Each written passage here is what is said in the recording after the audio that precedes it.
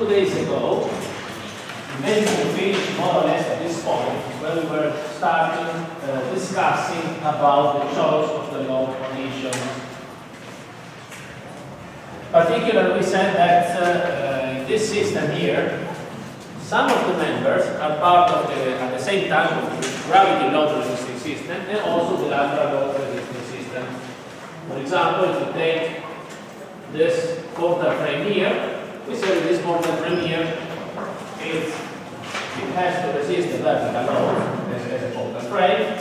Yes, to resist the in-plane lateral load. It has also to resist the axial force coming, the compression force coming from the lateral load acting out of plane with respect to the frame itself. So we started discussing about the purlins. So a generic intermediate purlin, not providing any restraint for the main frame, shall be mostly designed, only for the vertical load. Now, what are the vertical loads? Permanent load, non-structural permanent load, maintenance, snow. Then we have the wind acting in the y direction, so the in-plane wind of the frame is producing a number of combinations in the pressure or suction of the purlin, and then also the wind blowing out of plane with respect to the frame will induce some suction, mostly suction, on the purlin. So we have to consider all these loads when designing the purlin, not providing restraint for the main frame. But of course, out of these loads, the purlin will mostly be subjected to, let's say, would be mostly be subjected to bending and shear due to vertical load. This vertical load can be a pressure or can be a suction. Now, when it comes to instead an intermediate purlin providing restraint for the main frame, the only difference with the previous case is that for this frame here, for this purlin here, we have also to consider what we have defined as a Q bracing. So we need to design this purlin as if it was subjected to this Q bracing, which we learned last time. It's a fictitious horizontal load equivalent to the tendency of the frames to buckle out of plane. So in other words, in order to make sure that the purlin is able to restrain those frames, those end frames, it has to be designed for this horizontal load, which actually is related, if you remember, to the lateral torsional vacuum verification of the frame. It has to be designed for this Q bracing, which will induce mostly axial force on the purlin itself. So in the end, we will have bending moment diagram, a shear diagram due to vertical load, and axial force due to Q bracing. The last case, the purlin which is part of the bracing system, so the purlin which connects basically all the frame to this fixed point, so this node of the bracing system. In this case, this one will have to be designed for vertical loads, for the horizontal loads parallel to Y, and also for the lateral load seismic wind parallel to X. So in this case, when the wind blows parallel to X, we will have a suction, a pressure on the roof, leading to bending moment and a shear force diagram with the purlin. But we will also have axial force compression due to the fact that this purlin is transferring all the pressure due to the wind blowing parallel to X and acting on this surface here directly to the bracing itself. So we will have a significant contribution in terms of axial force that the purlin will have to resist. Okay? So in this case, it's quite different. In this case here, this purlin will be subjected to bending and tension compression due to the loads acting parallel to X. Okay? So this means that, as you probably understood, on Monday, we have to consider a quite significant number of load combinations. Because first we have to design, for example, the purlin for the vertical load combination. Then you can have different pressure suction due to the wind. We have to combine the wind with the snow, with the maintenance. Probably understood so far that maintenance is irrelevant compared to snow. So probably maintenance we can just forget. Because in any region of Italy, I guess even in Sicily, probably the snow load is larger than the maintenance load. If you have a roof which is not practical. If the roof is accessible, then of course Q becomes significant. But if the Q is not accessible like here, you can just forget about Q and consider the snow. But nevertheless, you have to consider different load combinations. So one load combination would be the vertical load with the wind blowing Y, plus or minus. Then another one with the wind blowing X, plus or minus. In one case, the wind will be the main load. In the other case, the snow will be the main load. So you can very easily get up to a number of significant load combinations. Consider particularly if you look at Italian or European regulation for the wind, that's as you saw, it involves maybe 100 different cases because it depends on how you face the pressure, suction of the wind. So you will end up with a very large number of load combinations. Then we said you need to consider the Q bracing, you need to consider the seismic, so seismic load parallel to X, seismic load parallel to Y. Remember that if you have seismic, you don't have wind. If you have wind, you don't have seismic, so either seismic or wind should be considered, and so on. Now, the design of the frame. The frame, we have the leg of the frame and we have the rafter. So if you take a rafter of an intermediate frame, again, the loads to consider will be all the vertical loads, so G1, G2, QS. There will be the vertical load due to the wind, which means the wind, blowing in Y and the wind blowing along X. And then you will have the actions due to the earthquake. The earthquake acting in the plane of the frame. So the earthquake in the Y direction. So those forces are all in-plane loads, and those in-plane loads will induce in the frame mostly bending moment and shear force diagram. So they are mostly vertical loads inducing bending moment and shear force. And there will be some axial force due to the Y loads. Now, if you take instead the rafter as a part of the bracing system, then in this case, you have to keep in mind the fact that this rafter, being part of the bracing system, not only will it be subjected to the out-of-plane load, but we will also be, not only will it be subjected to the in-plane vertical load, but also it will be subjected to the out-of-plane load. So to the wind blowing in the X direction and to the earthquake striking in the X direction. Because being part of the truss system, it will be subjected to axial force, so compression and tension due to the out-of-plane loads. So in this case we will have bending moment diagram and shear force diagram due to vertical and Y loads, and significant axial force due to wind, to the wind and to the earthquake, and the Q bracing acting along the X axis. Okay? So don't forget, I mean, this is if you want, is a kind of new thing. And due to the three-dimensional behavior of the structure, this member here are subjected not only to the in-plane loads, but also to the out-of-plane loads. Okay? So we have to consider all these load combinations.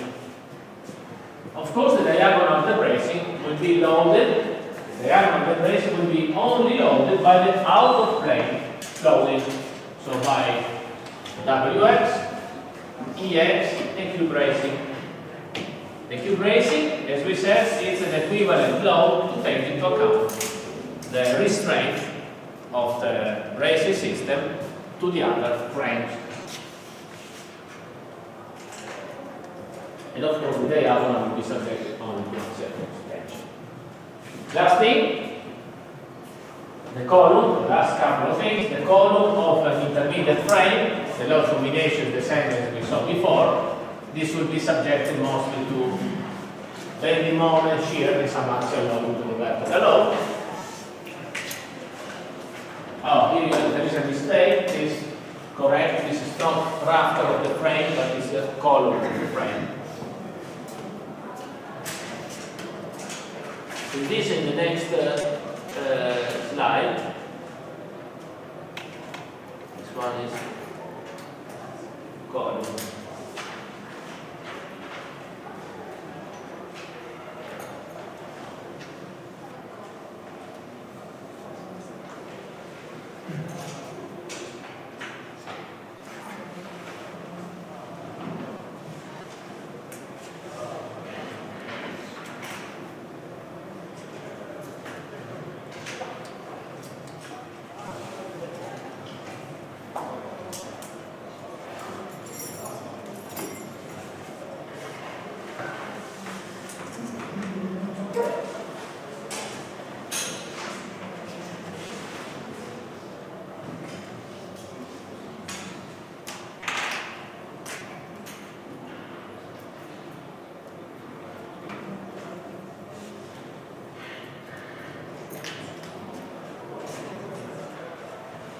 So, the column of the frame part of the bracing system will be subjected to all the loads in plane and out of plane. In this case, we will have significant axial force, like the rafters.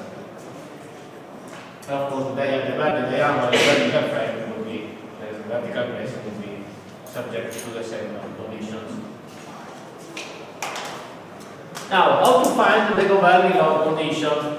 This is not an easy problem, of course, because we said before we are talking about maybe 100, 150 load conditions. Consider quite a big number. We have to remember also as a further complication for timber, what counts is not the load condition with the maximum value, but rather the load condition with the maximum ratio between the load itself and the K-mod modification factor. Okay? So, a suggestion can be given to divide each load condition. So you consider 150 load condition, for example. Then you calculate the K-mod, which if you remember will be the maximum value, so the one associated to the load condition with the short duration. So it will be probably earthquake or wind, load condition K-mod is 1.1. Then you can divide the load condition by K-mod. And in your sub 2000, your final element model, you consider this as a load condition. So not the actual load condition, but the ratio between the actual load condition K-mod. So you have 120, 150 different ratio, which structure are you going to model? Of course, you can model everything, but since these frames are basically the same structure repeated n times, and since they are being connected to the main frame, in the end, if you model only the two frames with the bracing system, you are going to consider I would say, the most important structural features of the whole single standard system. Of course, there is one problem with the eccentricity due to the earthquake, because according to the regulation that we haven't studied so far, we probably studied a little bit in the course of reinforced concrete design. We are going to study much more next year, talking about, of course, earthquake design. But theoretically, due to the earthquake, you have always to consider an eccentricity of the earthquake force. The eccentricity of the earthquake force is going to produce, let's say, a kind of a torque moment acting on the whole building. So if you want to consider the torque moment, of course, strictly speaking, you have to model the whole building. Now, since this one is not an earthquake, even though we're spending quite a lot of time discussing, or we're going to spend some time discussing earthquake-resistant timber buildings, I don't want to ask you more than what is needed for this design here. So I want to ask you to design the whole single-story building, also because with a single story building, usually we tend to put this bracing system in a kind of symmetrical way. So this eccentricity, even if you have an eccentricity, is not so significant like in a multi-story building, for example, where instead the eccentricity, where you have to take into account the actual three-dimensional behavior of the whole building. So here, in the end, even if we limit our design to only this bracing part, I think it's more than enough to find out the most important structural feature of this building and to design effectively the building itself. So our recommendation would be to model, to do a 3D model, not a 2D, so not a plane model. This would be a spatial model of only this part here of the building. Because in this way you can take into account, of course you can design the main frame, take into account also the axial forces coming from the out-of-plane load, and so you can have all the data that you need to do the design of the bracing, the frame, and the plane itself. Okay? Strictly speaking, of course, you would, if you want to be more precise, you would have to do another design considering only at least one frame, because this frame, there are less stress compared to this one, because the intermediate frame doesn't have the bracing, it doesn't have all the out-of-plane loads. So, strictly speaking, you could end up with a different cross-section in the frames that are part of the bracing system, in the frames that are not part of the bracing system. So, this cross-section here, we probably need to be larger than the other cross-section. In the reality, very often, you use exactly the same cross-section. So, the cross-section that you need here is just repeated 10 times for the other frame. Of course, this frame here would be a little bit over-designed. Okay? So this could be the solution of this course here. You design only this, and then you assume that all the others will have the same cross-section. So when you do the analysis, then, with sub 2000, you ask the software to give you as an output all the envelope. So, and then you can think about designing for the envelope. In each cross-section, take the envelope, and then you do your design. The only problem with the envelope is that you don't know the actual, with the envelope, you might have a case where in one cross-section you have, for example, the maximum axial force and the maximum bending moment, but they are not associated to the same load conditions. This is what I'm talking about. Because, of course, strictly speaking, when you do your design of a given member for example, coupled bending and axial force, you should do a design for the bending moment and axial force that comes from the same load condition.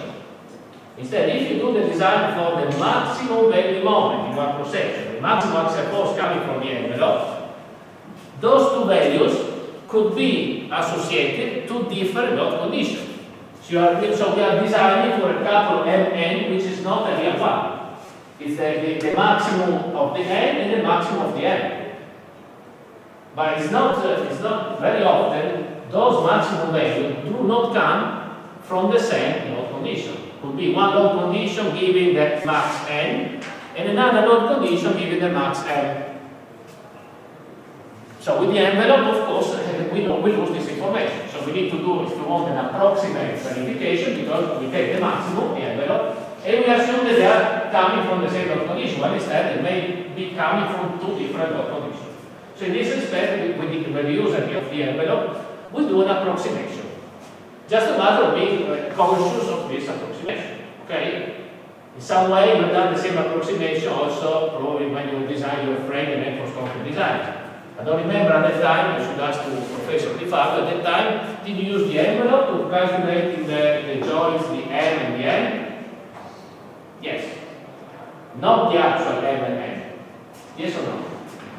Because in the end, you ended up, I remember, with 20 different M and N values, but those values were coming from the envelope or from the different from different load conditions. In other words, when you design a frame, you consider 20 load conditions with one direction, with the other, earthquake, load, and then you ask the sub 2000 to have the envelope of the bending moment. Now, for sure, use the envelope of the bending moment to design the steel, the reinforcement on the beams. Now, when it comes to the column, we have to do the axial verification for couple bending moment and axial force. Okay? Theoretically, you should have taken 20 different couple M&M, each of those coming, in the same process, each of those coming from a certain load condition. If you have 20 load condition, 20 point M&M different. Okay? And then you should have put those M different, 20 different points under the M&M interaction curve for the domain, the ultimate state domain. Instead, if you look just at the envelope, you would have only one couple M&M. The envelope will give you in a certain cross-section the maximum bending moment, and the same cross-section the maximum axial force. So you would end up with a diagram M&M with only one point. Now the question for you is, how many points do you put in your interaction diagram when you check, for example, the column in one cross-section? Each combination alone. So if you first do, how many node combinations? 20? Suppose 20, more or less. 30, 30, I don't know. There's a significant number. It was not 2 or 3. It was either 20 or 30. So we have to see if the resistance is inside the domain. So yes. You would have 20 or 30 points below the domain. In this case, you put for each node combination you check separately the M&M. So you didn't use the envelope. No. If you didn't use for the column, no. For the column, no. Exactly. Now the point is that here the same thing applies. So also here theoretically, instead of 20 you have 200 node combination. So theoretically also here you should use 200 points. Of course, with Timber we don't need to use the domain. For Timber we do this simplified verification, and so it's easier in some way.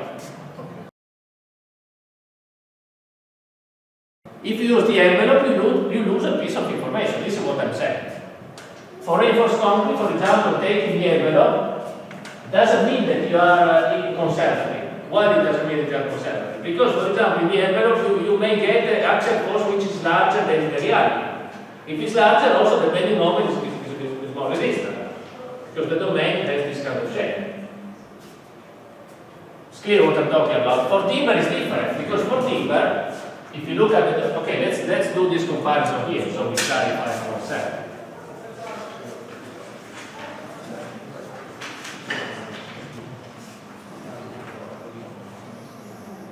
For Timber, when we do the verification between couple bending moment and axial force, for example, if this one is sigma m and this one is sigma t or sigma c, the domain is something like this or something like this.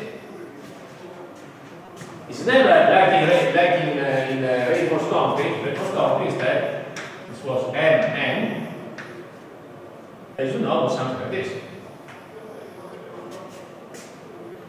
So taking the envelope for reinforced concrete, so taking the maximum M and the maximum N at the same time, is not necessarily conservative. Because suppose that your max, suppose this is M max, and this is N max. The point is here. If the actual N was this, and real was this, you see, you will be outside the effect domain. See what I'm talking about? So this is an issue. Here is less of an issue for Timber, because for Timber this is the domain. So if I assume that I take the maximum, for example, bending moment, and the maximum axial force, I'm here, I'm outside. If I take instead an actual value which is not the maximum, is less, I'm here, I'm inside. Because of the shape of the domain. So this domain here is done this way, this domain here is done this way. So for Timber, it's less of a problem to do this mistake. So to take directly the envelope, don't work for the envelope. Strictly speaking, we should, again, we should do like we did for reinforced concrete. So we have 200 node combination, 200 value N. Then I need to calculate sigma C from the N, sigma N from the bending, and then I do the interaction, strictly speaking. So 200 value of points there. Okay? Of course, 200 is a significant number. you are, of course, you are still young and willing to learn, but 200 load combination, 200 is not so simple, it's going to take a lot of time. So you can also say, okay, I take only the envelope, the maximum, so I will end up with only 1 point. This point, while for reinforced concrete could have been non-conservative, in general for timber should be conservative because the domain is done in this way. Okay? If you want, this is the difference between the two materials. It's clear what I said now? Okay. So in the end, you see the conclusion, use the envelope bending moment, shear force, and the forecast design for each cross section of interest. Okay? Any question on this? Of course, you're going to see more and more about this talking with Dr. Shemeta when it comes to the model and so on. So, sorry, also in reality, I can do this. So in a real project, the real project is your responsibility. Okay. What I have to teach you, also here I have to say, strictly speaking, you should do 200 different points. Okay. If I do the conservative way, I will have a big cross section, yes. but I renounce the possibility to have a Exactly. But, yes. Well, to be honest, I'm not sure. Theoretically, you should be, while in reinforced concrete, for sure, you can be non-conservative, for sure. Here, I'm not sure, to be honest, because looking at this domain, you should be always conservative. But then you have to keep in mind that you have also to consider the buckling verifications, for example, and then tension versus compression. Now, suppose, for example, that in one load combination, you have okay, I'm thinking now. You can have, out of these 200 load condition, in some cases you may have bending moment with tension, in some other cases bending moment with compression. So if you want to be conservative, you need to take the maximum bending moment. You will end up in one cross section with a maximum bending moment, positive, and with a minimum bending moment, negative. Okay? Then you may get one maximum axial force in compression and one maximum in tension. If you want to be conservative, you need to do all the combinations. You need to do a positive bending moment with compression, then positive bending moment with tension, then negative bending moment with compression, then negative bending moment with tension. And then you should be okay, because you cover all the different cases. Okay? Because in tension, for example, in tension, you have less strength, but you don't have buckling. In compression, of course, you have more strength, but if the structure is slender, you have buckling to check. So I would say that, I don't want to say that I don't want to tell you, I have to think of several different cases, but theoretically, for timber, you should be conservative if you take the envelope with all the combinations, let's say, positive with axial force with positive bending, positive axial force with positive negative bending, and all the 4 combinations. You should be okay. Okay? But I can't, if you ask me, is this sure 100%? No, I'm not sure 100%, because some cases, now I cannot come to my mind, but some cases where actually you have perhaps this method of working is not conservative may occur. So the best thing you could do in this way, you could do all 200 checks, and then you come to tell me, yes, you are right, or no, we found a case which is. So if some of you volunteer to do all the 200 different checks, then we can, next time perhaps, for the next student say, yes, we can do it this way, 100% sure or not. Okay? But so for sure there is a huge difference between reinforced concrete and timber. Okay? Because reinforced concrete for sure you cannot do this kind of thing.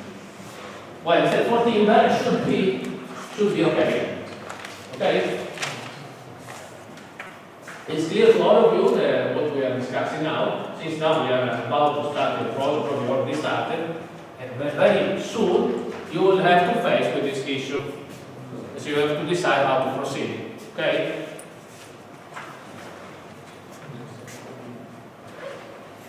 Of course, then, remember to multiply these forces here by K mod. Because we said that we do the load condition is the actual load, then you divide it by K mod. Then when it comes to do the verification, in order to get N, T, and N, you need to multiply by K mod. Otherwise, your verification, you need to compare the sigma with the other value without K mod. Okay? Which variable of K mod? Which variable of K mod? The K mod should be the K mod of the load condition. If you do the envelope, you lose this kind of information again. If I want to check my K mod to multiply for the envelope, how can I? This is an issue, for example. We don't know which one is the right one. Then if you do the envelope K mod, Theoretically, you should take theoretically the minimum to be conservative. Well, if you take the minimum, 100% you are sure, but then you will. No, because your K mod will be either 0.6 or 0.8, or there are just five load duration classes, so it could be maximum 5 values. You should take theoretically the minimum, but the minimum 0.6 is only for gravity, for example. So if you consider, you should try to estimate before is gravity, if only gravity load, for example, is an issue. No. If only gravity load is not only gravity, I mean only self-weight, if this is not an issue, you can just remove 0.6, for example. Then if you use, for example, wind and earthquake, they both have the same K mod, 1.1. So there is not a problem. The problem could be, what value should I use? The one for snow, which would be perhaps 0.8 or 0.9, or the one for the other one, 1.1? Yes. So another possibility, I would say, you should do all the load combination with the snow and with the wind and earthquake together, and then they are okay. After, you should do another group of load combination where you have, for example, snow, but neither wind nor seismic. This way, snow becomes the determining one. Another group, and then the last one, only gravity. In this way, we can solve this issue that you raised before, because in this case I don't have one envelope. In this case I will end up with 3 envelopes. The envelopes of all the load combination with wind and earthquake, then the envelope with all the load condition without wind and earthquake, where K mod is the K mod of the snow, and then the envelope only gravity will be probably just a couple of. And then in one case, I take always the maximum of the envelope. In one case, in each case, now I know the K mod. So this is the way to do actually. Because you can't, otherwise if you take K mod 0.6, you end up with a huge cross section. You don't have any sense. So it's clear what we have been discussing now. This was a good point anyway. It's clear, or do we need to repeat? Clear or no? More or less.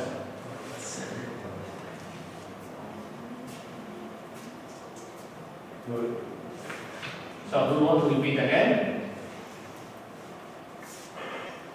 Yes? So what we were saying is that since that is the problem of the K model, if you do the envelope with all the load combination together, you will end up with the need that you multiply the load condition by K mod. Which K mod should you choose? We don't know. Because the K mod depends on the load condition. If you have only gravity, 0.6. If you have gravity plus snow, 0.8. If you have gravity plus snow plus wind or earthquake, it's 1.1. So which one? We don't know which one. Also, if you want to be conservative, I should say multiply by 0.6. But then you end up with cross-section to be. So what is a possible strategy to solve this problem? We could classify the load condition in 3 classes. One class is load condition with only, let's go back here. One class, load condition with only G1 and G2. For this one, we did not, you won't have 200 load condition, we have maybe 3 or 4, 5, just because to do, if you have a larger full model in one side, model the other, probably only one actually, because here we are talking about G1 and G2. It's only one. It's only a vertical self-weight and strictly speaking, you know, the G2, if you are favorable, is 0.8. So the gamma G becomes 0.8. If you are unfavorable, the gamma G becomes 1.5. So you should do different also that cases. Okay? So one group. Second group, G1 plus G2 plus Q Q, let's forget about Q, because the maintenance is always lower than slope. So, second law condition, G1 plus G2 plus S, slope. K mod equals 0.8 or 0.9. Also here we have a number of law conditions, let's say either 10 or 20. And then you do third groups of law condition, G1 plus G2 plus snow plus wind plus earthquake all together. In this case, K mod equals 1.1 because the value is related to the shortest law duration. Okay? So in the end, you ask sub 2000 to draw three envelopes: the envelope of the gravity only, the envelope of the gravity plus the snow, and the envelope of gravity plus snow plus wind and earthquake. You choose the maximum from the envelope, and then you know that the envelope of gravity, the value that you found, the bending moment and axial force, must be multiplied by 0.6. From the envelope with the snow, you must multiply by 0.8 or 0.9, and the envelope of the other one, the one with the law condition, just multiply by 1.1. Problem solved. Okay? And this I think is quite ridiculous. I don't think that we do. I wouldn't say now 100% that we are conservative, but I would say from 98% by doing this way we are conservative. Okay? Now it's clear to everyone what we should be doing. Because of course, after when you do your models up to 1000, you have to tell the software to do it this way. Otherwise, okay?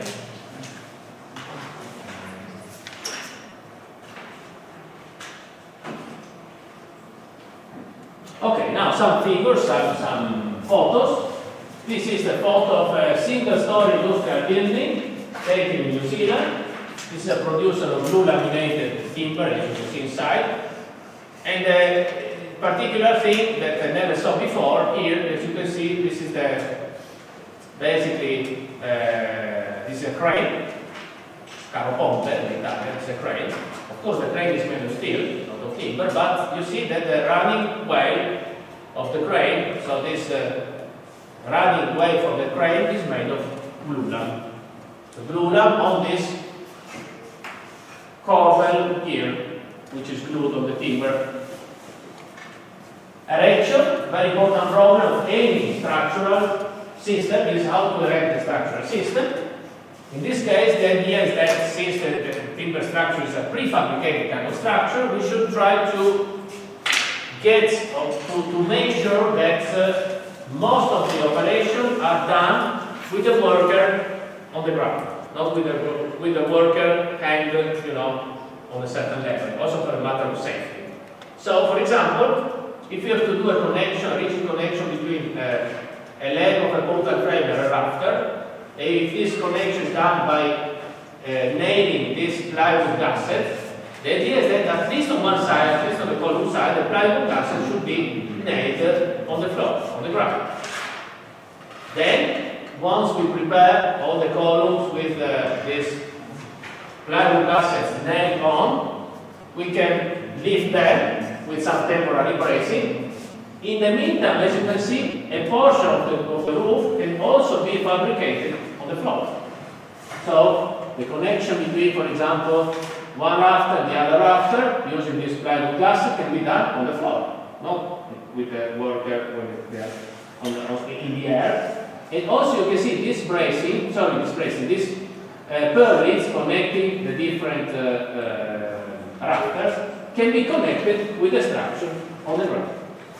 So the whole, one part of the whole roof, in this case probably the entire roof, is basically assembled on the floor, then it is lifted and it is basically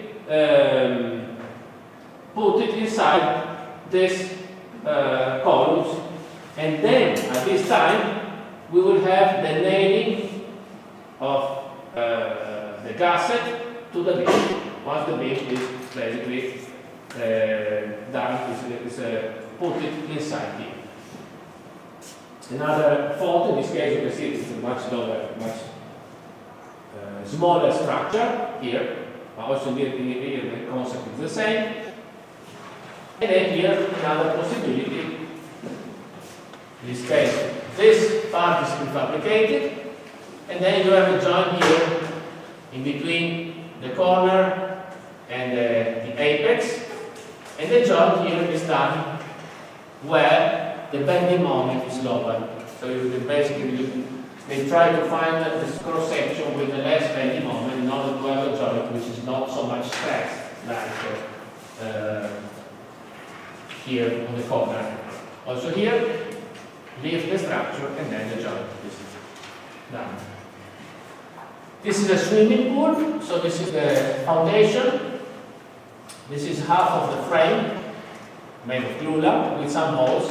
In these holes there will be some glued in rebars, so epoxy bars that will be glued on this side and also connected on the other side with the footing. Again, you see here the lifting of the structure with some temporary bracing.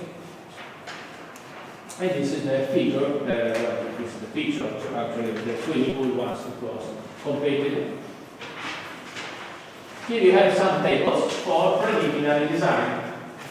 So, if you need to, for example, to choose the structural form and to choose the sizes, for example, you see that the new laminated timber used for an arch, for a 2-pin arch, may range from 8 to 100 meters. You can have also a huge structure using glue. Portal frames, which is what you're going to do. You see here for blue laminated timber or laminated vinyl lumber from 8 to 40 meters. Here you have also some formula for calculating the preliminary, for making the preliminary design, so the size of the members. So for example, 2-pin portal frame, H, the thickness of the member is more or less the length divided by 30. The span is between 12 and 45 meters, and the spacing of the frames is between 3 and 15 meters. For an arch, as you can see here, 2-pin arch, 1/55th of the length. So in terms of, let's say, structural form, that arch is by far the most convenient one, because of the same span, here you just need 1/55th of the length, while here instead we need 1/30th of the span. Or some tables for the purlins, and some other estimates for blue portal frames and for trusses. Okay.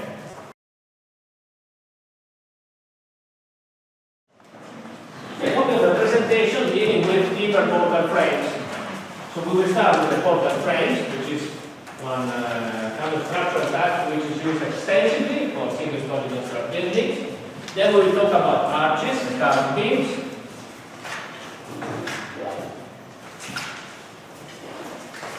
And then we will have a presentation about reinforcement. And then truss systems.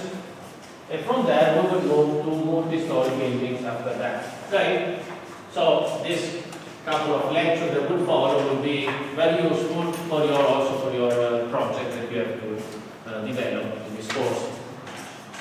So we will start here by listing some portal frame types. We'll talk a bit about instant reactions, some formulas for preliminary design, and then the most important verification ultimately the state of buckling.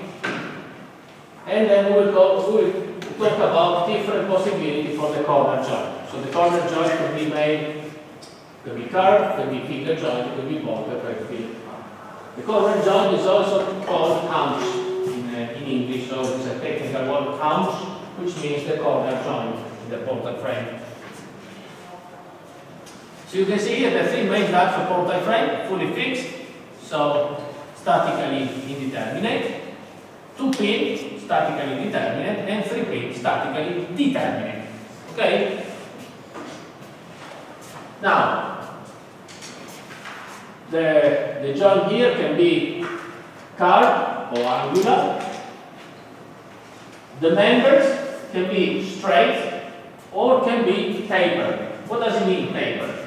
Taper means in Italian we rastremati, so with different cross section. So the tapered members are members which have one vein of cross section, one depth here and another depth there. Okay? Just a reminder that the tapered members will not satisfy in general what are the assumptions of the determinant theory. Determinant theory applies only for symmetrical members, not for tapered members. In fact, we will see that tapered members we have to adjust some of the equation to take into account that we have some additional stresses due to the tapering of the member. Okay, this is what we are going to see after this lesson. I have to say that very often in a portal frame made of timber, very often the members are tapered to follow the distribution of bending moment. So in a three-pin portal frame, what is the value of the bending moment here, close to the pin? 0.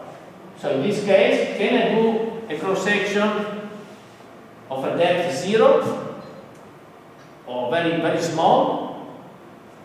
Since the bending moment is 0, why can't I do a cross-section very, very small? And I do a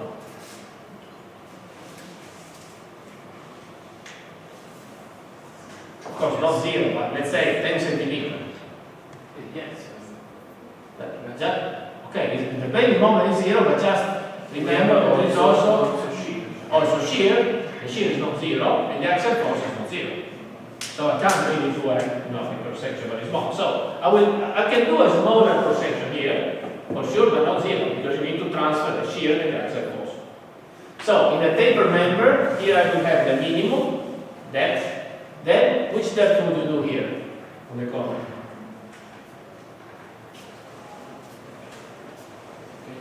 See, here the cross-section is very small.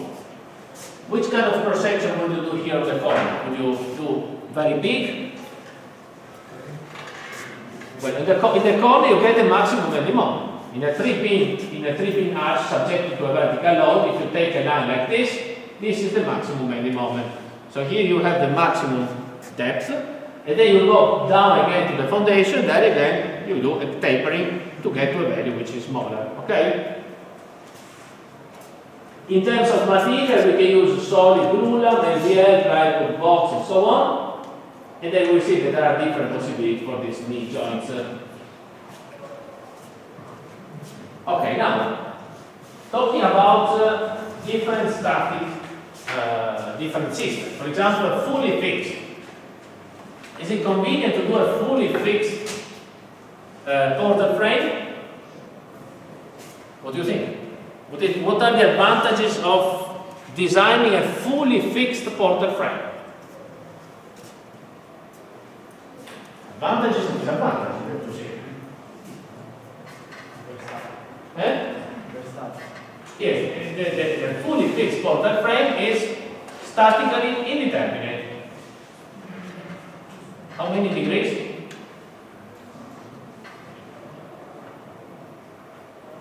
It's very simple. If you remove one of the two restraints, what will be the degree of hyperstaticity of this? If you remove this restraint here,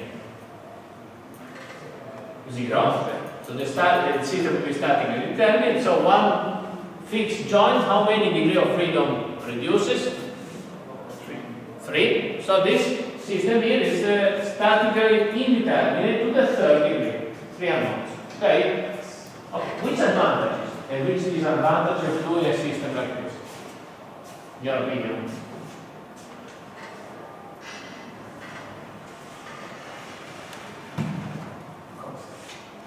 Yes, but let's start from, for sure, cost. Yes. Okay, why cost? Then you have to do first a fixed joint here, then a fixed joint here, then another fixed joint here, and finally a fixed joint on the foundation. So this is going to cost a lot. But of course, the cost can be counterbalanced by some advantages. What are the advantages of having a fully fixed portal frame?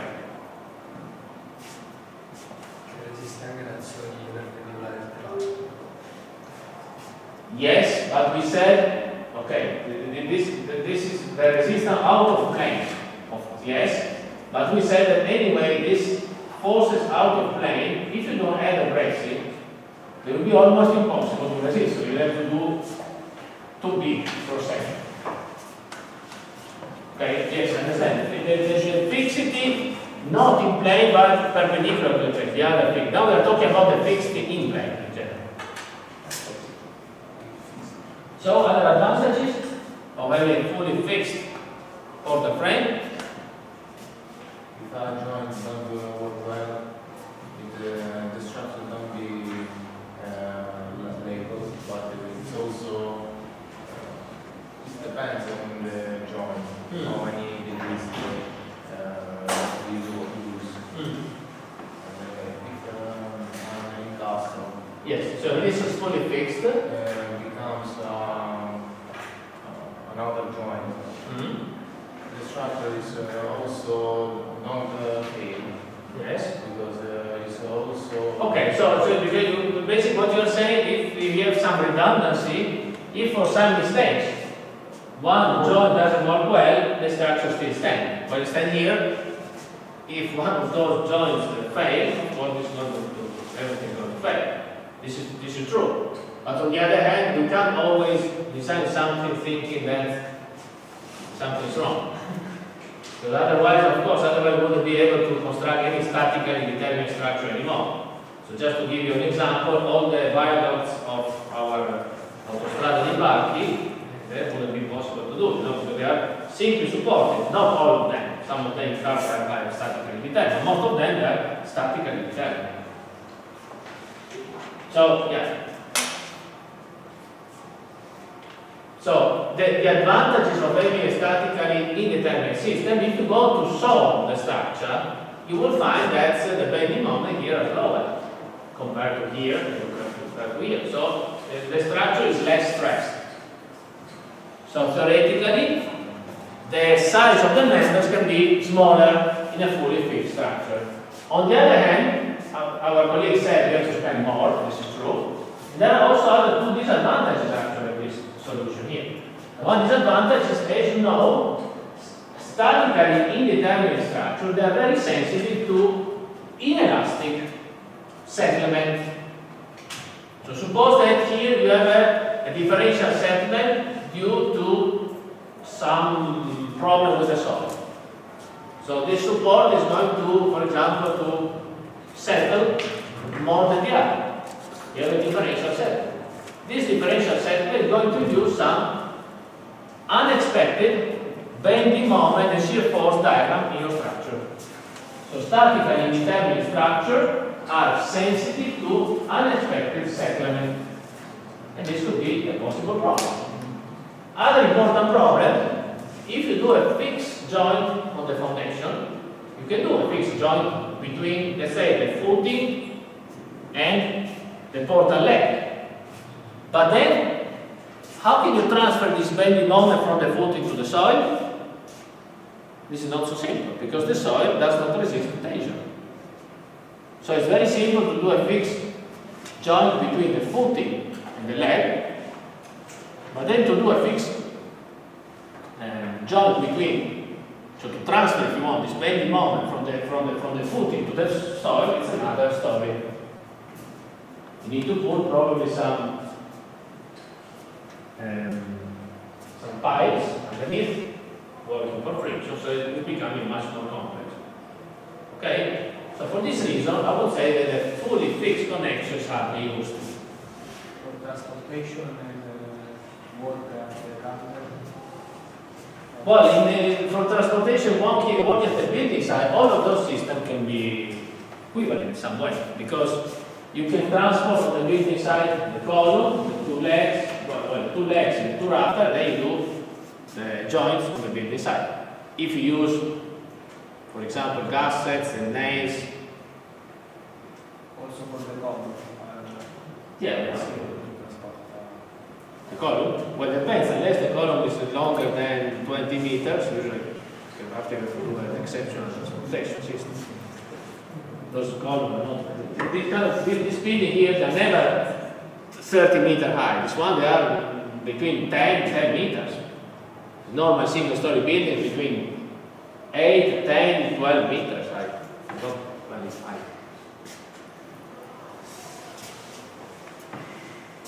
Okay, now choice between 2-pin connection and 3-pin connection. more or less similar. The two pin connection is less than the moment than the three pin connection, but it is sensitive to settlement, differential settlement. So in the end, I would say that very often we use the three pin connection, but sometimes also the two pin connection.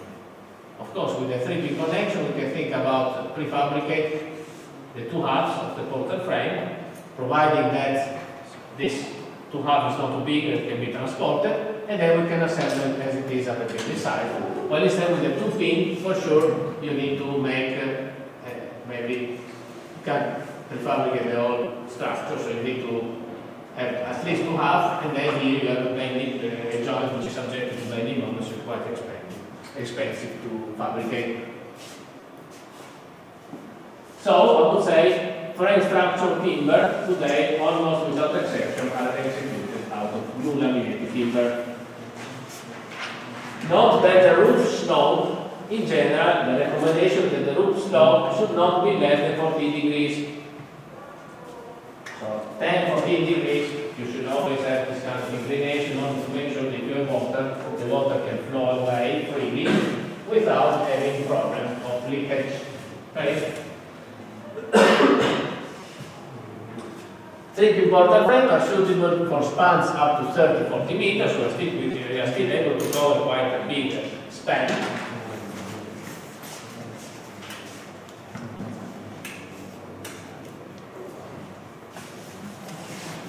If spans are greater, the two halves of the frame will be too large to transport one piece. So what is written here is basically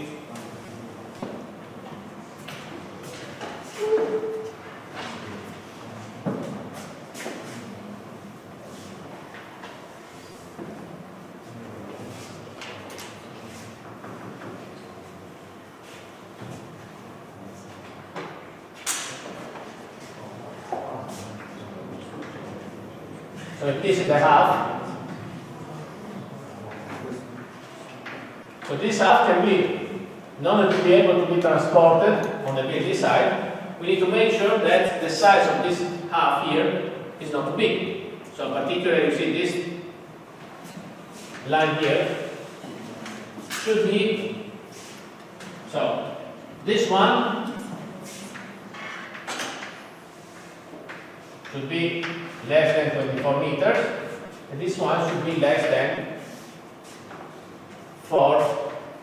5 meters.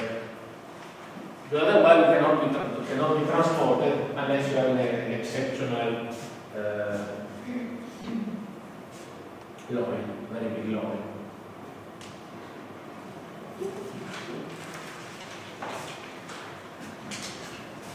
Two-pin portal frame, stiffer, but must be manufactured transporting 3 or more parts that are jointed with rigid joints on side.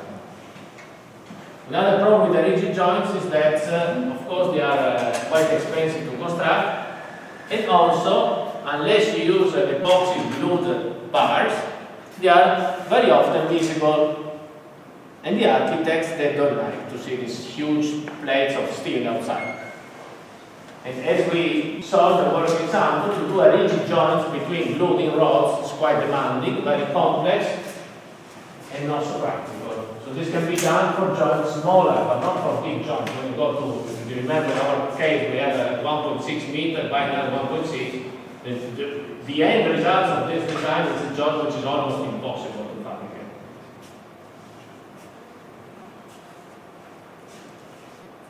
So here we have some example. Very often you see to avoid the joints, the corner joints, we have only one member prefabricated with a carved hunch, like in this case. Or we can have a finger jointed hunch, like here. So we have, you see, one intermediate piece which is finger jointed to the leg and to the rafter.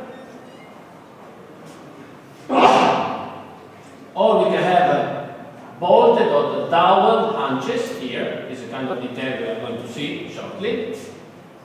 Or we can have this kind of built-up frame, so beam with these two members here to make the column.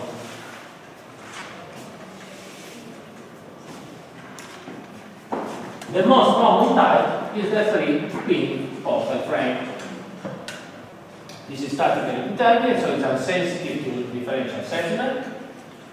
It's stable for in-plane forces. It's into the foundation, which means it's easier to construct. It doesn't require transferring to the ground bending moment, which is very hard. So in the end, this is the most important part. So for a 3-pin portal frame subjected to a distinct non-symmetric vertical load, you can see here the solution. So this solution can be found by simply writing equilibrium equations of the two halves. Very often the design for vertical loads is governed, you see, by disymmetric load condition. So for example, if you have snow, you have to consider more snow on one side than on the other, find out the governing design condition.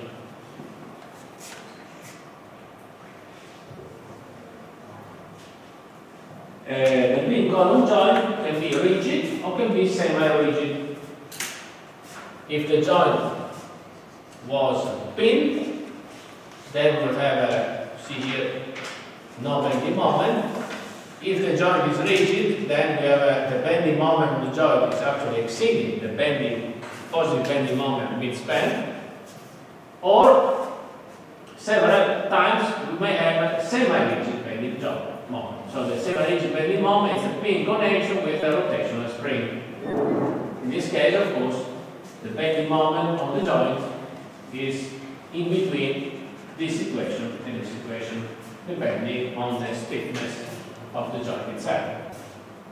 So this is a typical case with dowels, bolts distributed along those two lines, two circle lines.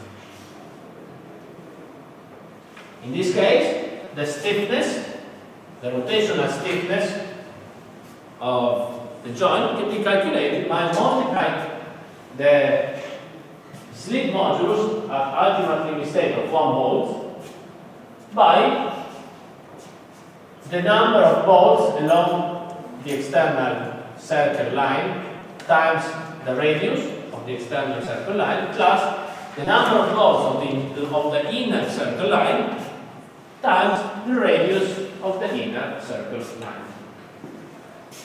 The slip modulus of ultimately state based on Eurocode 5 can be calculated as 2/3 of the slip modulus at serviceability state of a single fastener.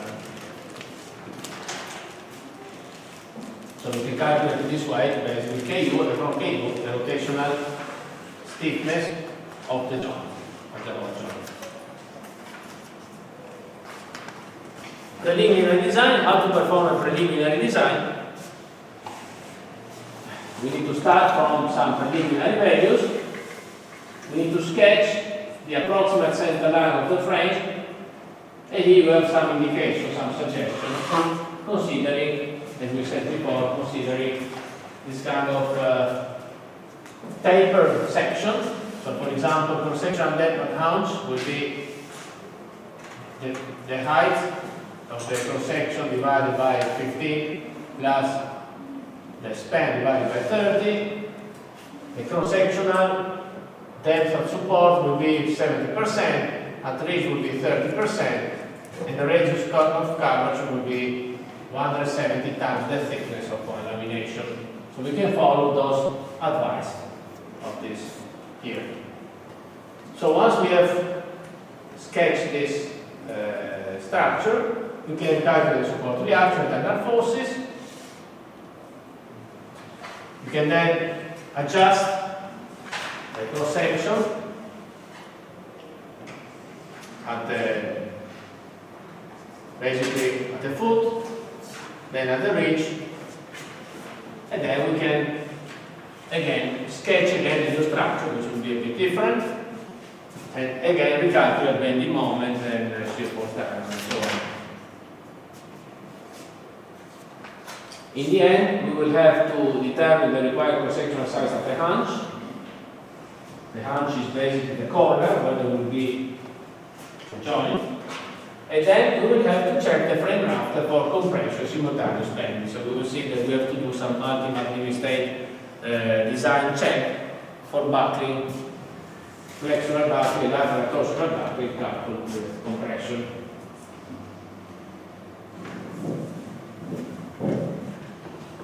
So, if we perform an elastic analysis, like we do most of the time, we just use the mean value of the young modulus parallel to the grain and the mean value of the shear modulus parallel to the grain. For the main rafter, we have to do this check, this ultimate limit state check of coupled bending and compression parallel to the grain, including in-plane flexural buckling. So, if this is the frame, 3-pin frame, this is the cross section, so Y is basically the main axis of the section, and Z is the main axis of the section. So this figure here, X is the vertical axis, and Y will be an axis perpendicular to the plane, and Z will be this axis here. So the structure lies in the XZ plane.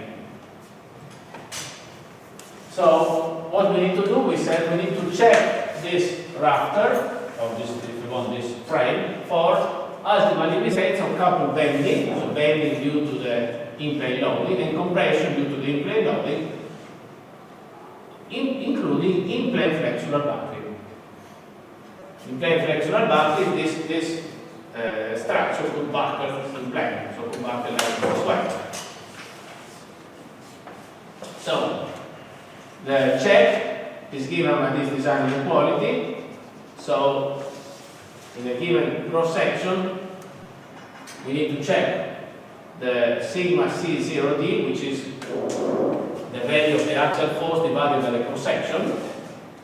So C0D divided by CK Cy times FC0D. So FC0D is the design strength in compression, and KCy is the reduction factor, so the factor for reduction strength due to flexural buckling around Y. So in other words, this verification considers the fact that this frame,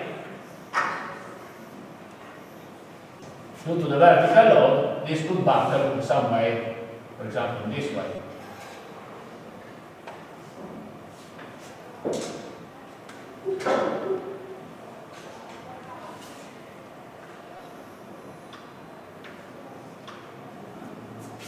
So due to the vertical load, we could have a buckling like this.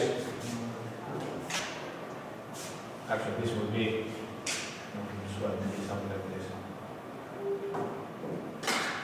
So this is a P or this.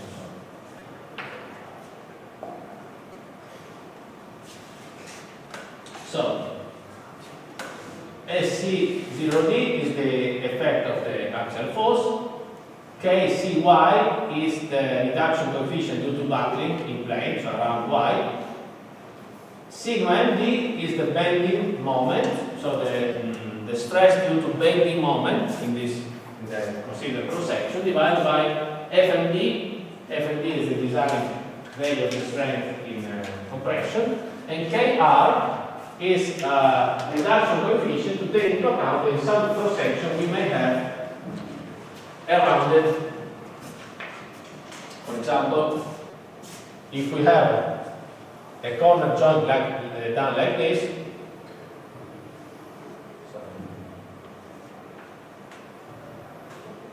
here, when we carve the laminations,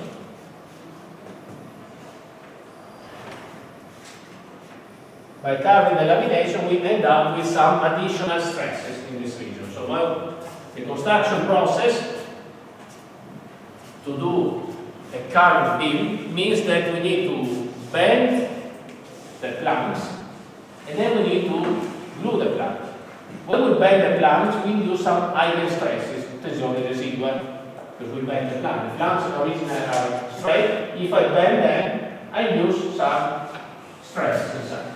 Then I glue them, and then as time goes by, of suppose we have some previous relaxation, and so this additional residual stresses are reduced over time, but nevertheless we have some induced stresses. So to take into account of this, of the effect of these induced stresses, we multiply the bending strength of the curved member by a reduction coefficient called Ki.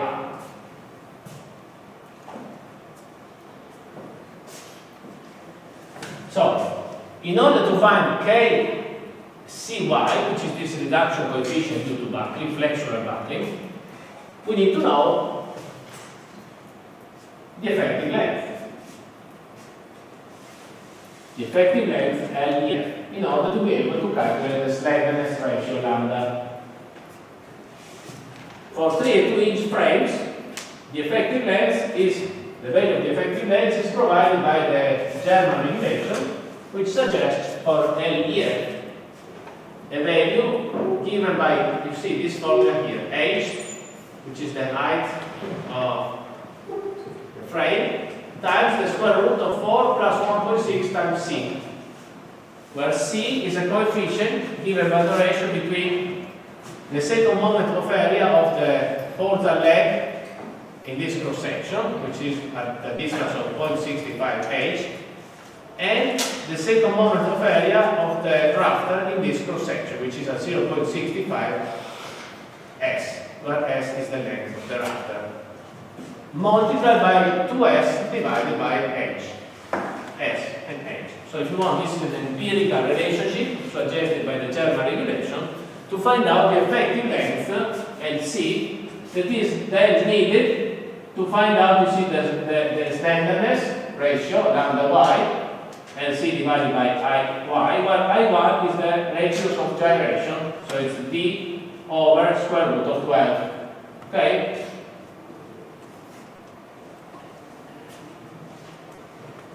Then another verification that we need to do in the corner of this portal frame is ultimate limit state of coupled shear and tension perpendicular to the grain in the haunch. So in this haunch, we may have also, this we are going to see in a following lecture, we may have here also some, if we have some bending moment like this bending moment that tries to straighten this curve is going to induce some tensile stresses inside. Those tensile stresses act perpendicular to the grain, so they are very critical.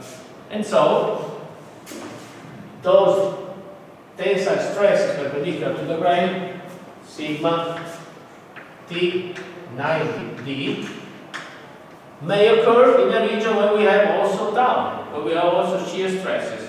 So, we have to consider this combined load criterion. So, the design tensile, the design shear stress over the design shear strength plus this perpendicular to the grain stresses divided by those two coefficient, reduction coefficient times the strength perpendicular to the grain shall be not greater than 1.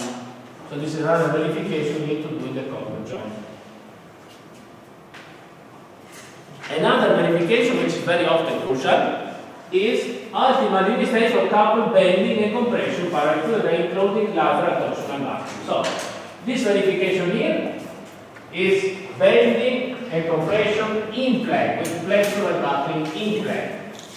The other verification instead is lateral torsional buckling, means out of plane buckling. So this time we are checking the possibility that this frame is going to buckle out of plane. Not in plane like before, but out of plane. So there is a quadratic combination, as you can see here. So in this case, we need to understand what is the effective length in order to be able to calculate the right value of the slenderness ratio. So if we have purlins providing effective restraints, could be just the effective length would be just the distance between the purlin, or otherwise shall be the distance between the purlins connecting the frame to the bracing system, where we have the crosses. So, in this part here, if we have a joint which is curved joint, of course this is a slightly different problem. It's not a straight beam which can buckle out of plane, but it's a curved beam which can buckle out of plane. So the K3, which is the reduction coefficient or lateral torsional vacuum of a curved beam, is calculated as the ratio between the critical moment and the section moment of area around y axis times the design bending moment. And there are some formula that we don't demonstrate here, we just taken from books of mechanics of materials.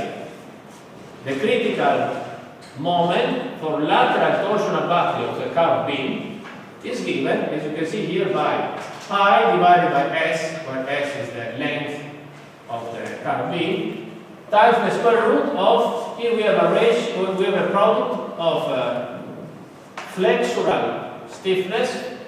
This is the flexural stiffness of the beam along the weak axis. So IZ is the section moment of area along Z with respect to Z. E0.05 is the characteristic value of the bending moment of both, characteristic value of Young modulus of both parameters of the grain, times G005 times kV. This is the torsional stiffness of our rectangular beam. Torsional stiffness in the sense that kV, as you can see here, kV is the polar moment of area of the rectangular cross-section. Actually, no, this is not the polar, this is the torsional value. So it's B cubed times H over 3 times 1 minus 0.63 B over H. This is one of those parameters that comes from the Descemet theory when studying rectangular cross-section subject to torsional bending moment. So this value here is multiplied by the characteristic value of the shear modulus, so G0.05 of timber. And then you see this can be plus or minus this other contribution. So it's plus if the bending, the sign of the bending reduces the arch radius up. So for example, in this case, with the negative bending moment, you see that by applying this couple of forces, the arch radius is going to be reduced. So in this case, we have to do plus this member. Otherwise, we need to do minus the member. The characteristic value of the shear modulus is calculated in this way here. And then here you have, of course, the second moment of area around the Z axis and all the other formulas that we need. So this is a formula, as I said again, for lateral torsional buckling of the curved beam out of plane. And this must be combined with the flexural buckling of the beam itself. In fact, you can see here we have KCZ, which is the reduction coefficient for flexural buckling of the beam around the Z axis. Often, as I said before, some curved haunches are used, like in this case here. In this case, as you can see, we have that all the lamination are bent. And then here, in order to get this piecewise linear contour, we add some other laminations. Usually, when we apply the bending moment, here some cracks usually form. So basically this other part is not very resisting, so usually it's neglected when doing the design of this beam itself.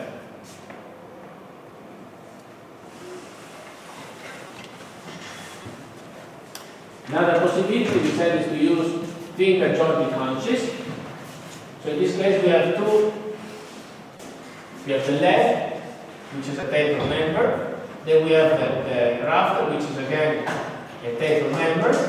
And then we have a finger joint between this taper member and this intermediate member, this jointed piece. Note that the direction of the lamination should be parallel to the underside of this added jointed piece. In verification, only the depth H is considered, so only this part of the cross-section between this dashed line and the end. The other part is considered as an added part, not resisting in terms of strength of the structure. So this is a very common solution, the use of these bolted flanges. In this case, as you can see, we have a beam, a rectangular beam, with where the leg is made by a box-type cross-section.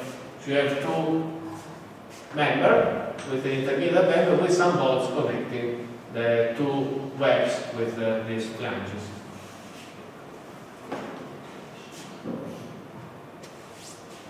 The use of this double leg is positive in the sense that this reduces the risk of lateral buckling here. So by having a box-type structure, of course, we have that the flexural stiffness also along the weak axis is much higher compared to only the use of one rectangle. So we don't have this problem of out-of-plane flexural buckling by using this box-type structure. If we use instead only one rectangle of the leg, then of course the connection between this section with this other section cannot be done this way, but must be done using some plywood or steel gussets with many nails like we saw before, which of course in this case, here this is external joint plate which is not very pleasing aesthetically at least. Usually the frame leg, the frame rafter can have the same depth, but the breadth is different.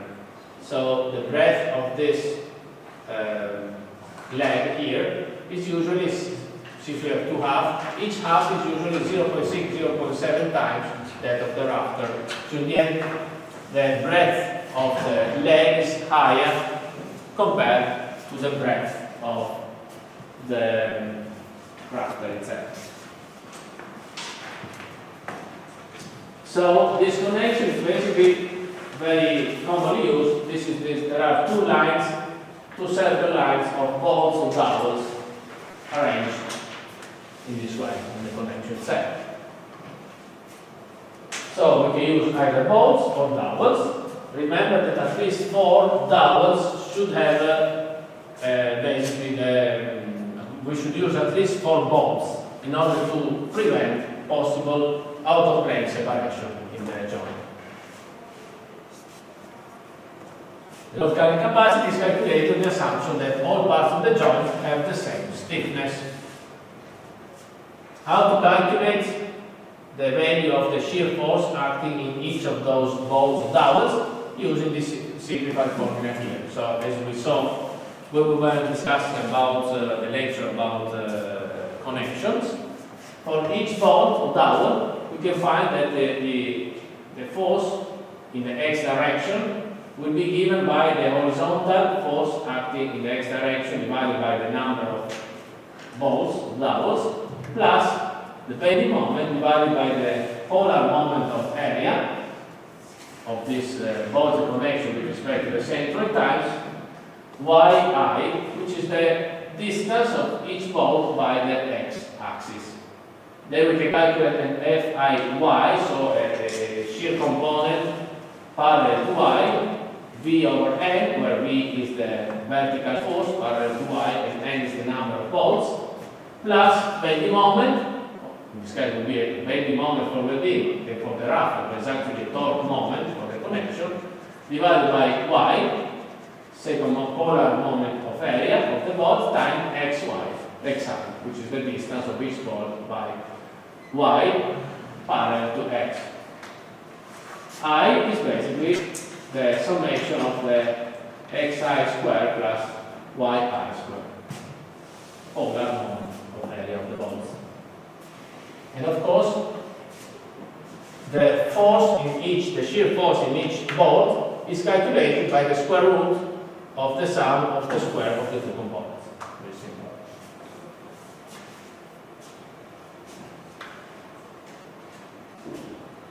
So those are two different configurations. Now we're talking about this configuration here with two lines of concentric bolts here.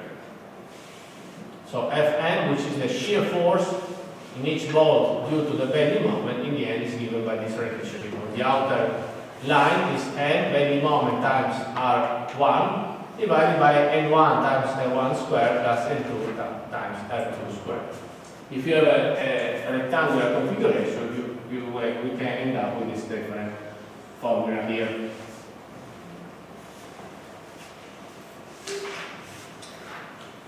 Obviously, the component of the shear force due to the global shear force must be superimposed to the shear force due to the top moment. So in the end, we have the superposition between these two systems of forces. The bolt which will be stressed the most will be the one where we have that the shear force due to the bending moment Fn is almost parallel to the shear force due to the two forces Vn acting on the cross section. So in the end, you see, we have the summation between Fr, so shear force due to the axial and shear force, with Fn, shear force due to the bending moment in the cross section.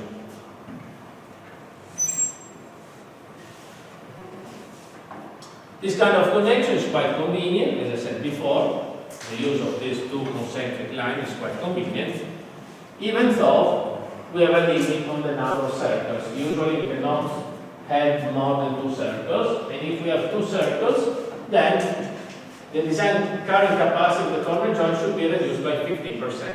So we can't just take the bending moment of the two circles as sum. So bending moment from one circle plus bending moment of the other, we can't just sum them up. Now we need to calculate basically bending moment of one circle plus bending moment of the other circle, and the total must be reduced by 15%. So when this must be multiplied by 0.85 because we have a kind of interaction between the different bolts.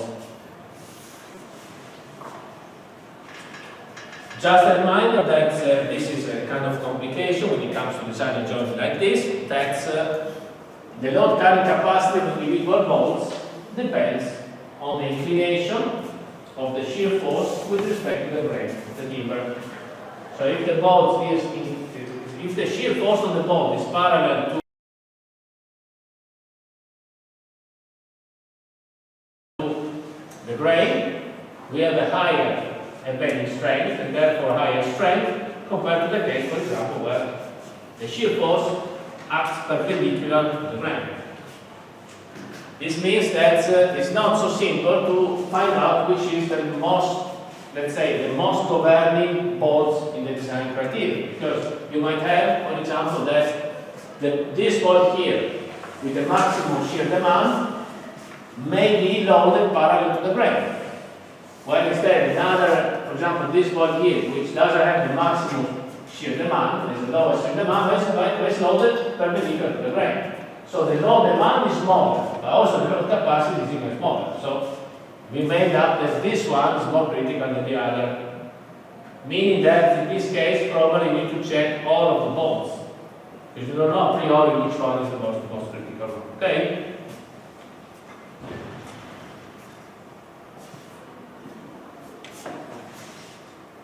Instead, it's very important to make a design control, a design check in the haunch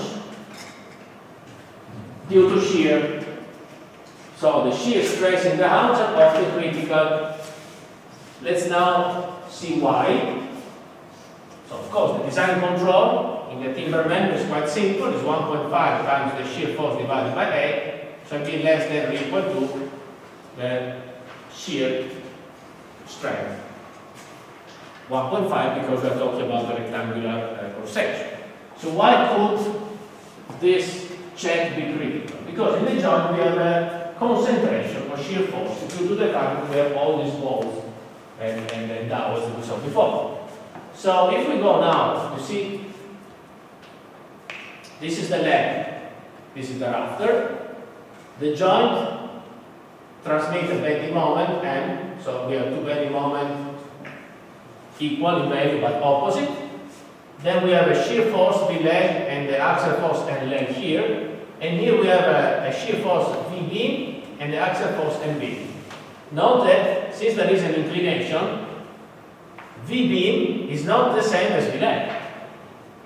What will be exactly the same if I'm going here, you see, to compose the two. So if I calculate here the resultant of V beam and beams, I will have a force like this. This force shall be equal but contrary to the resultant of V leg and N leg. It's clear?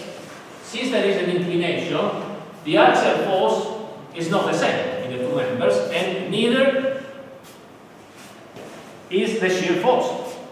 What is the same for the equilibrium is just the resultant of the two. So the resultant of this shall be equal but opposite sign than the result of those two. Okay? Now, if you go to draw the shear diagram, the shear force diagram in the leg and in the beam, you will find, you see that there is a discontinuity here close to the connection. So it is uniform, for example, until the connection, then here we have a discontinuity and we have a kind of concentration of shear in the connection region. Same thing happened in the leg. Why is that? So why in the connection region we have this concentration of shear forces that then we have to take into account when we do the design? And what is the value of this shear force here? You can see here there is a formula that shortly we are going to derive, where we said that the shear force in the leg or in the raft in the connection region will be the bending moment diagram, sorry, the bending moment transferred by the joint divided by pi times N1 R1 plus N2 R2 divided by N1 R1 squared plus N2 R2 squared. This one minus the shear force acting in the rafter divided by 2. And for the leg, exactly the same. Minus, in this case, the shear force of the leg divided by 2. Now, how can we obtain this formula here? And how can we justify this concentration of shear? Because, as I said before, it's very important you don't forget to do the shear control that ultimately we state using this formula in this cross section here, where we have this shear, which exceeds generally the shear in the leg itself. Okay? Now, first we try to understand why we have this concentration of shear force. And we can understand this looking at this plot, hopefully it's clear enough. So this is a part of the rafter. Suppose that in this rafter we have a bending moment that must be transferred to the leg using these lines of bolts. Now for the equilibrium, this bending moment shall be equilibrated by a system, you see, of forces that each of these bolts is going to transfer. So the bending moment, the resultant bending moment of this system of forces, plus of course the system of force in the inner circle, shall be the same as the external bending moment. Okay? It's clear for the equilibrium? Okay, now let's go now to draw the shear force diagram of the rafter itself. So what is the value of the shear force here?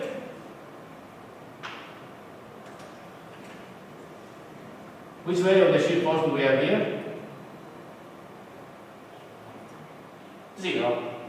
Okay? There is no law acting here. Then, from here on, how is it going to change the shear? For example, suppose we do a cross section here. What is the value of the shear force here? We have, you see, 1 and 2 bolts. Those bolts, they have a, okay, if the cross, suppose that the cross section is passing here. We have 2 bolts transferring some forces which are significantly vertical. So we have an increase in shear. Now this shear is since we have a cross section, well, we have a shear oriented downwards, it should be negative according to the convention using structural analysis, well, structural design. According to mechanics of material, should be positive. But the sign is not so important. Suppose that we use the idea for which if the shear force is downwards is positive, anyway, we would have a curve like this. So as I move from here to here, you see that the vertical component of those forces is going to increase. I get a maximum here, and then as I overcome half, then we have some bolts with a shear force pointing upwards. So the shear is going to reduce. So it's going to increase up to here, and then it's going to reduce until we get to this point here. From this point to the end of the beam, we have no more shear. Okay? So the bending moment itself, just for the fact that it's being transferred from the beam to the connection, will induce this concentration of shear force over the beam. This is shear in the beam. Okay? So we will have to take into account this additional shear when we design the beam, when we do the verification of the beam itself. Now, is this the only shear? Well, first of all, we call Vn this shear. After we're going to see how to calculate Vn. But of course, on the beam, we have also some real shear acting on the beam. And this shear is resisted by the bolts themselves, which basically gives a system of vertical forces. Now, what is the value of the shear here? In this point, what is the value of the shear? V. What is the value of the shear here? V constant. And as soon as we move here, this value constant is going to reduce. It's going to reduce up to this point here. What is the value of the shear here? 0. So in the end, we have this kind of distribution. Constant, and then down to 0 with some trend which is not linear. Now, in the reality, in our rafter we have V plus N. So we need to superimpose the two values. Note that if this is V, in the cross section, in this general cross section here, this would have V divided by 2. So this cross section, when we need to check the shear, will have this, will be the cross section going through the centroid of the connection, the joint. So if we superimpose now the effects, V and N, we need to superimpose this plus this, which is negative. So in the end, this is the final trend of the shear, which is similar, it's not exactly the same. The one we saw before was a schematization. So this, you see this one here, or this one here is a schematization of this. But what is important? So in the beam we need first to do the check under the shear V here, and then we need to check for this other maximum here that I have over this cross section, where I have a shear given by Vm, so the shear force due to the bending moment, minus V over 2. So minus the V here divided by 2. Okay? So now hopefully we understood why we have to do this further verification, because the joint itself induces some additional shear into the beam. Now, what is the value of this Vm? To calculate the value of the Vm, we take half of those bolts arranged on two lines. Then we calculate, basically, if Fm is the shear transfer by one single dowel or one single bolt due to the bending moment. So Fm is the value of shear force acting one single bolt or dowel due to the bending moment. So I take this value Fm and we divide Fm by the length of the entire circle, in order to get rather than a concentrated force, a force per unit length of arch. So F1 is basically N1 times Fm1. So we take the resultant of the whole shear forces transferred by each pole, so Fm1 times N1, and we divide it by the length of the circle, 2 pi times L1. And F2, of course, is the force internally. Now, if we take, suppose now we take just one small arch here. So what we have done, basically, we have distributed uniformly all this concentrated shear force along the circle itself. So rather than having a system of discrete forces like this,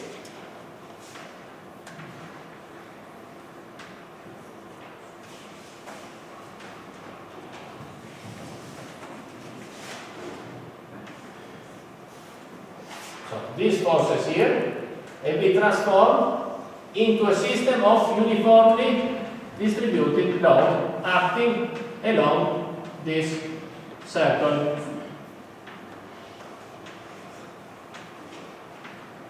Okay? Now we take only one small arch here. So this is a small arch with an angle d phi at an angle phi. So on this small arch here, the small arch will be r radius times d phi.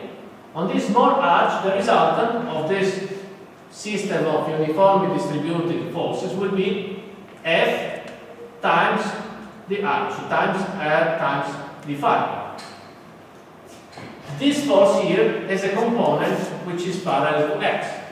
The component parallel to x is F r d phi times sin of phi. Now, if we are interested in Vm, which is the total shear in the x direction, what we can do, we can integrate, we can do the summation of all this force, F1 times R1 times sin phi in d phi, plus the summation of the other forces. So in the end, we have a relationship like this.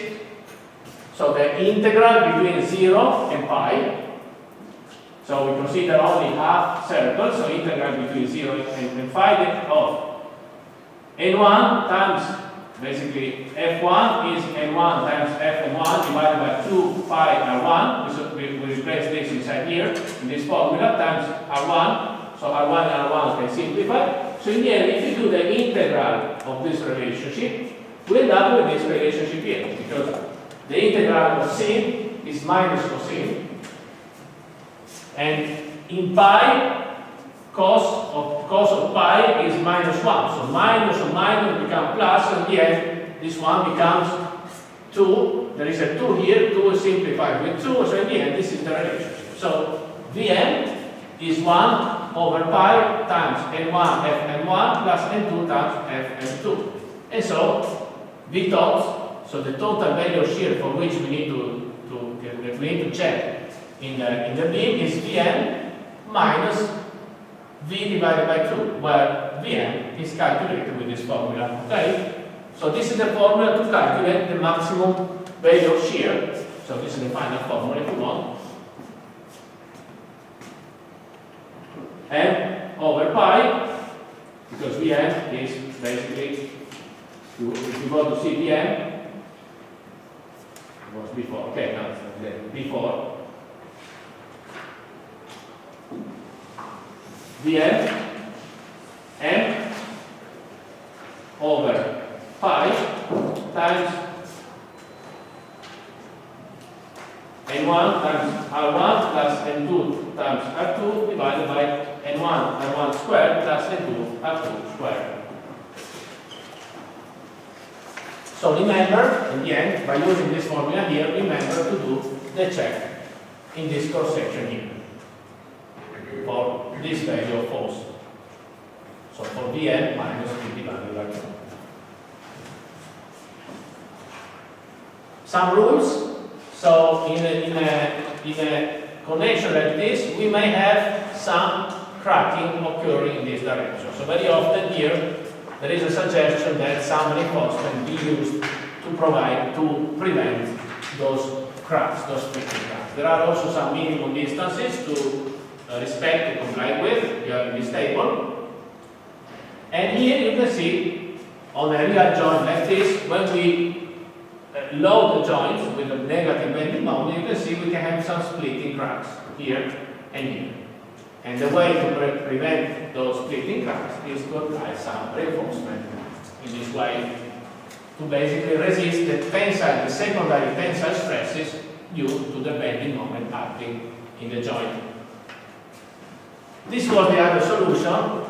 To be honest, it's less used than the previous one, so I just give you for your information. So the idea is that you can have a rafter, then you can have a tie here, resisting tension, and then you have this other prop here, resisting compression. So in the end, the bending moment is transferred by the resistance to tension in this rod here, by the resistance to compression in this prop here. But the other solution, the one we saw before, is by far the most used one.